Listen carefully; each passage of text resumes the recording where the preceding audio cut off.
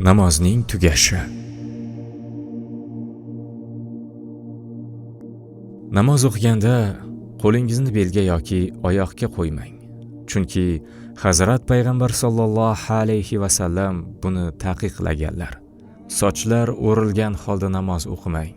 Namozda barmoqlaringizni bir-biriga kiygizmang. Pichirlab ovoz chiqarmang. Yuzingizni parda bilan to'smang. Bunday narsalar jangda va janoza namozlarida ham makruh qilingan. Hasan Basri burunni o'rashni nuqson deb ko'rganlar, lekin og'izni o'rashda biror kamchilik ko'rmaganlar. Oyoqlaringiz ostidagi yoki sajda qiladigan joyingizdagi toshlarni, shag'allarni tozalash bilan band bo'lmang. Agar bular ko'p bezovta qiladigan darajada bo'lsa, u holda bitta harakat bilan ularni bir chetga surishingiz mumkin. Lekin shunday qilmasangiz yana ham yaxshi bo'ladi. Namoz vaqtida biror hasharot bezovta qilsa, uni olib tashlashda ayb yo'q. Olimlar bunga ruxsat berganlar. Rivoyatlarga ko'ra, Muoz ibn Jabal namoz vaqtida o'zlarini bezovta qilgan hasharotlarni haydar edilar. Abdulloh ibn Umar ham namozda bir hasharotni o'ldirganlar. Hatto bu hasharotning qoni qo'llariga tekkan edi. Ibrohim an-Nahoiy shunday deganlar: Namoz o'qiyotgan kishi o'zini bezovta qilgan biror hasharotni olib tashlashi mumkin. Bu ish uchun hech qanday javobgarligi bo'lmaydi. Muhajjid ham shunday deganlar: Hasharotni haydamaslik yaxshiroqdir, ammo ko'p bezovta qilib namozdan chalg'itsa, o'shanda unga zarar bermaydigan qilib haydash kerak. Oyoq kiyimlar bilan namoz o'qishda ayb yo'q. Ba'zi olimlar oyoq kiyimida o'qigan namozi yana ham fazilatli bo'lishini aytganlar. Chunki Abu Sa'd al-Hudri rivoyat qilishlaricha, Hazrat payg'ambar sollallohu alayhi va sallam sahobalarga nimaga oyog'ingizdagilarni yechdingiz deganlar. Ular ham siz yechganingizni ko'rdik, shuning uchun yechdik deb javob berganlar. Shunda Hazrat payg'ambar sollallohu alayhi va sallam Hazrat Jabroil menga kelib oyoq kiyimida kir borligini aytdilar. Shuning uchun yechdim. Masjidga kelganingizda oyoq kiyimlaringizni tekshiring. Agar kir bo'lsa tozalang va oyoq kiyim bilan namoz o'qiyvering deb aytganlar. Ibrohim al-Nahoiy oyoq kiyimlarini yechib namoz o'qiydigan kishilar to'g'risida koshki bir faqir kelib shularning oyoq kiyimlarini olib ketsa deganlar. Shu bilan birga namoz vaqtida oyoq kiyimlarini yechib qo'yishda ham biror kamchilik yo'q aslida. Chunki Abdulloh ibn Saybning rivoyatiga ko'ra, Hazrati payg'ambar sollallohu alayhi va sallam shunday qilganlar. Abu Hurayra ham Hazrat payg'ambar sollallohu alayhi va sallamning shunday deganlarini rivoyat qilganlar. Namoz o'qiganingizda oyoq kiyimlaringizni oyoqlaringiz oldiga qo'ying. Abu Hurayra al-Mughri oyoq kiyimlarini boshlariga xalal bermaydigan qilib oyoqlar orasiga qo'yish kerakligini aytganlar. Abdulloh ibn Saybning rivoyatiga ko'ra, Hazrat payg'ambar sollallohu alayhi va sallam oyoq kiyimlarini yechgan vaqtlarida o'ng tomonlariga qo'yganlar. Lekin Hazrat payg'ambar sollallohu alayhi va sallam o'sha paytda imomlik qilayotgan edilar va shu sababli ham o'ng va chap tomonlari bo'sh edi. Agar siz ham imom bo'lsangiz yoki yolg'iz namoz o'qiyotgan bo'lsangiz shunday qilishingiz mumkin. Agar imomning orqasida va jamoat orasida namoz o'qiyotgan bo'lsangiz, oyoq kiyimingizni yoningizga qo'yib, atrofdagilarga noqulaylik tug'dirmasligingiz, ko'z oldingizga qo'yib diqqatingizni chalg'itmasligingiz, shu sababli ularni oyoqlaringiz oldiga qo'yishingiz kerak bo'ladi. Jubayr ibn Mutim shunday deganlari rivoyat qilinadi. Namoz o'qigan kishi oyoq kiyimlarini oyoqlarining orasiga qo'yishi bid'atdir. Hojatingiz qistab turgan paytda namoz o'qimang, chunki Hazrat payg'ambar sollallohu alayhi va sallam buni taqiqlaganlar.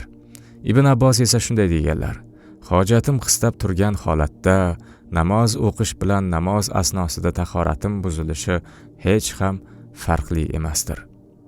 Olimlar hojat qistab turgan paytida namoz o'qishni taqiqlashgan va shunday qilgan kishini yomon ish qilgan bo'lishini aytganlar. Ammo insonni namozdan chalg'itadigan darajada shiddat bilan hojat qistamayotgan bo'lsa, bunday holatda o'qigan namoz joiz bo'ladi. Lekin vaqt torligi bo'lmasa yoki hojatni ado qilib tahoratni yangilash muammosi bo'lmagan joyda qisilib namoz o'qishni xush ko'rmayman. Namozda oyoqni bir-birining ustiga qo'ymang. Devorga suyamang.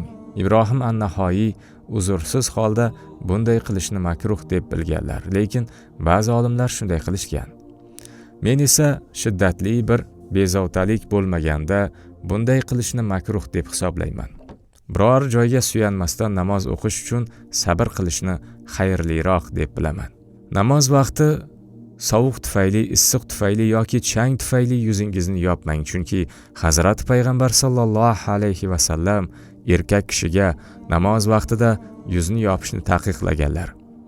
Qiblaga qarab yoki o'ng tomoningizga qarab tupurmang, chunki Abu Said al-Xudri Hazrat Payg'ambar sallallohu alayhi va sallam buni taqiqlaganlarini va agar tupugni ushlay olmasa chap tomonga yoki oyog'ining ostiga tupursin deganlarini rivoyat qilganlar. Boshqa sahobalar ham shu rivoyatni aytishgan. Ayollarning namoz to'g'risida olimlar o'rtasida ixtiloflar mavjud. Ammo shunga qaramasdan erkaklarning namoz o'qish shaklidan 3 ta joyda farq qiladi. Birinchisi takbir keltirish shakli.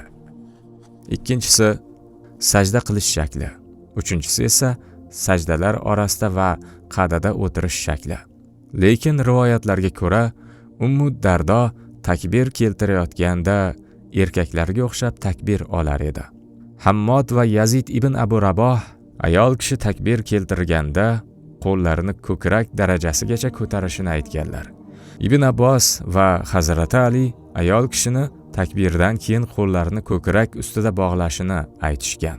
Ibrohim an-Nahoiy, Hasan Basri va Muhajjid ham shunday deyishgan.